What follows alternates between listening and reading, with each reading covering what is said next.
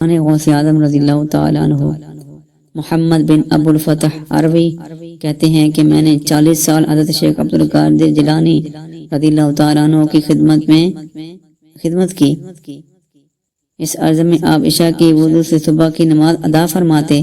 اگر کبھی وضو ٹوٹ جاتا تو اس وقت وضو کرتے اور 2 رکعت نماز ادا کرتے اور عشاء کی نماز پڑھ کر خلوت خانہ میں چلے جاتے۔ کسی دوسرے کو وہاں جانے کی اجازت نہ ہوتی اور فجر سے پہلے باہر تشریف نہ لاتے۔ کئی دفعہ ایسا ہوا کہ خلیفہ وقت ملنے کے لیے حاضر ہوا لیکن فجر سے پہلے ملاقات نہ کر سکا۔ فرمان غوث اعظم رضی اللہ تعالیٰ عنہ حضرت غوث اعظم فرماتے ہیں کہ ابتدا مجھ پر وعظ و تقریر کا اس قدر غلبہ تھا کہ خاموش رہنا میری طاقت سے باہر ہو جاتا۔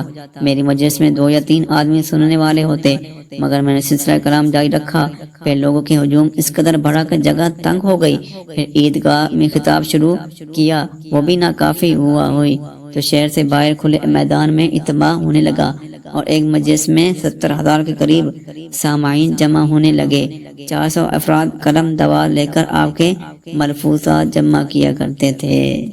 فرمان غوث اعظم رضی اللہ تعالیٰ عنہ جو شخص کسی تقریب میں میرے وسیلے سے امداد کی درخواست کرے اس کی وہ تقریب دور کی جائے گی، اور جو کسی مصیبت میں میرا نام پکارے وہ مصیبت دور کر دی جائے گی، اور جو شخص میرے وسیلہ اللہ تعالیٰ کی بارگاہ میں پیش کرے اس کی حاجت پوری کر دی جائے گی۔